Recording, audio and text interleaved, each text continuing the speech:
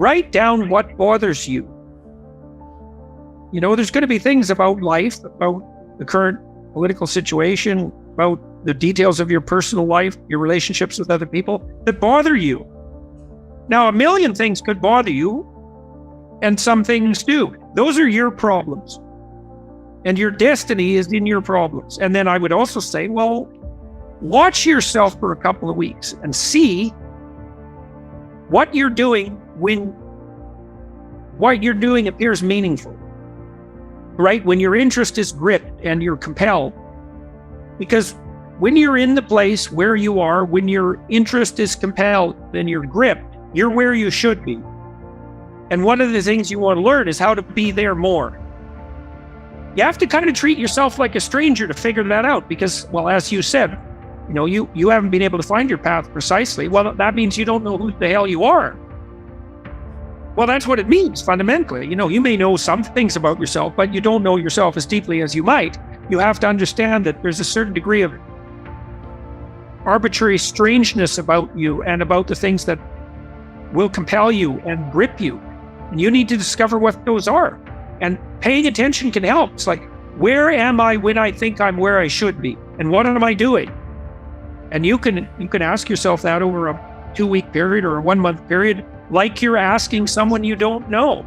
Imagine 5 years from now. And I literally mean imagine this, okay? Imagine 5 years from now. Now, here's the deal. You can have what you want and you need, and you can be who you want to be. But you have to figure out what that is. That's the price you have to pay. So now you have to fantasize. It's like, okay, if I was who I would want to be, and if I had what I needed and I wanted, what would that look like?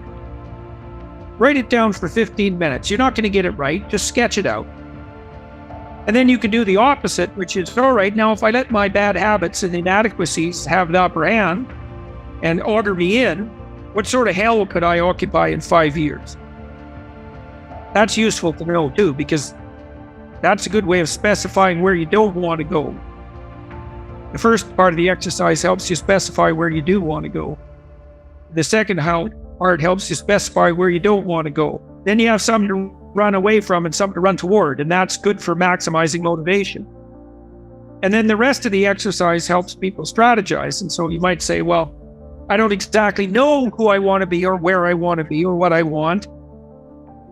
And I would say, well, here are some hints. If your intimate relationship with what you wanted, what would it look like?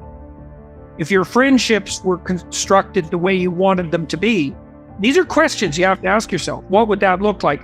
If you were educated to the limits of your intelligence, what educational strategy would you have to pursue? What job or career would you want or need if you could have what you wanted or needed? How should you use your time outside of work? How would you take care of yourself mentally and physically? What services might you render to your family and your community if you could do it in the manner you wanted? And that's 7 different questions, to sort of differentiate your life. Man, it's worth spending a few days figuring that out. We did that with university students before they went to university, and it dropped their dropout rate 50%. 90 minutes of writing dropped their dropout rate 50% and raised their grade point average 35%.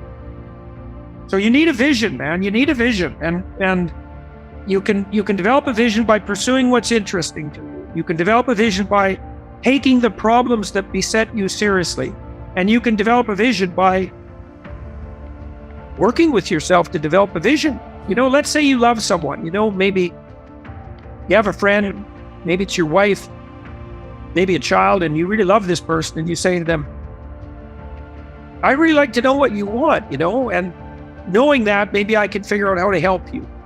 If you would let me know. You can ask yourself the same damn question. Imagine that you dared to assume that you were worth attending to, and that it would be okay if things worked out optimally for you in the best possible way. Just imagine for a moment that that was okay. Well, then you could ask yourself, well, all right, what would that look like? That's an unbelievably useful exercise. So that's a prayer, man. That's a prayer fundamentally. And that's a prayer devoted towards the seeking of a revelation. Perhaps you should also be positioning yourself for a lateral move. into another job, for example, noting as you may, "This occupation is deadening my soul, and that is truly not for me. It is time to take the painstaking steps necessary to organize my CV and to engage in the difficult, demanding, and often unrewarding search for a new job. But you have to be successful only once." Maybe you can find something that pays better and is more interesting, and where you are working with people who not only fail to kill your spirit, but positively rejuvenate it. Maybe following the dictates of conscience is in fact the best possible plan that you have. At minimum, otherwise you have to live with your sense of self-betrayal and the knowledge that you put up with what you truly could not tolerate. Nothing about that is good. I might get fired. Well, prepare now to seek out and ready yourself for another job, hopefully better, or prepare yourself to go over your manager's head with a well-prepared and articulate argument. And do not begin by presuming that leaving your job, even involuntarily, is necessarily for the worst. "I am afraid to move." Well, of course you are, but afraid compared to what? Afraid in comparison to continuing in a job where the center of your being is at stake, where you become weaker, more contemptible, more bitter, and more prone to pressure and tyranny over the years. There are few choices in life where there is no risk on either side, and it is often necessary to contemplate the risks of staying as thoroughly as the risks of moving. I have seen many people move, sometimes after several years of strategizing, and end up in better shape, psychologically and pragmatically, after their time in the desert. Perhaps no one else would want me. Well, the rejection rate for new job applications is extraordinarily high. I tell my clients to assume 50.1, so their expectations are set properly. You are going to be passed over, in many cases, for many positions for which you are qualified. But that is rarely personal. It is, instead, a condition of existence, an inevitable consequence of somewhat arbitrary subjection to the ambivalent conditions of worth characterizing society. It is the consequence of the fact that CVs are easy to disseminate and difficult to process, that many jobs have unannounced internal candidates and so are just going through the motions, and that some companies keep a rolling stock of applicants in case they need to hire quickly. That is an actuarial problem, a statistical problem, a baseline problem, and not necessarily an indication that there is something specifically flawed about you. You must incorporate all that sustainingly pessimistic realism into your expectations so that you do not become unreasonably downhearted. 150 applications, carefully chosen, 3 to 5 interviews thereby acquired. That could be a mission of a year or more. That is much less than a lifetime of misery and downward trajectory. But it is not nothing. You need to fortify yourself for it, plan, and garner support from people who understand what you are up to and are realistically appraised of the difficulty and the options. Now, it may also be that you are lagging in the development of your skills and could improve your performance at work, so that your chances of being hired elsewhere are heightened. But there is no loss in that. You cannot effectively pronounce no in the presence of corrupt power when your options to move are non-existent. In consequence, you have a moral obligation to place yourself in a position of comparative strength and to do then what is necessary to capitalize on that strength. You may also have to think through worst-case situations and to discuss them with those who will be affected by your decisions. But it is once again worth realizing that staying where you should not be may be the true worst-case situation, one that drags you out and kills you slowly over decades. That is not a good death, even though it is slow, and there is very little in it that does not speak of the hopelessness that makes people age quickly and long for the cessation of career and, worse, life. That is no improvement. As the old and cruel cliche goes, if you must cut off a cat's tail, do not do it half an inch at a time. You may well be in for a few painful years of belated recognition of insufficiency and required to send out 4 or 5 or 10 job applications a week, knowing full well that the majority will be rejected with less than a second look.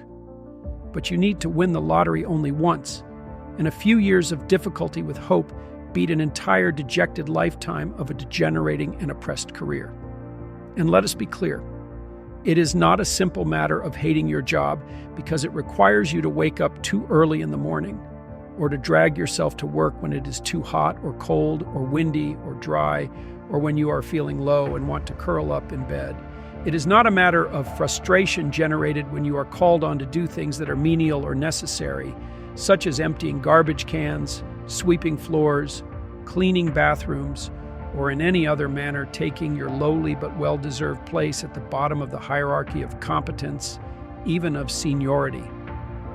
Resentment generated by such necessary work is most often merely ingratitude, inability to accept a lowly place at the beginning, unwillingness to adopt the position of the fool, or arrogance and lack of discipline.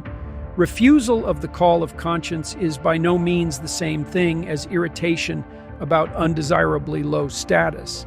That rejection, that betrayal of the soul, is truly the requirement to perform demonstrably counterproductive, absurd, or pointless work, to treat others unjustly and to lie about it, to engage in deceit, to betray your future self, to put up with unnecessary torture and abuse, and to silently watch others suffer the same treatment.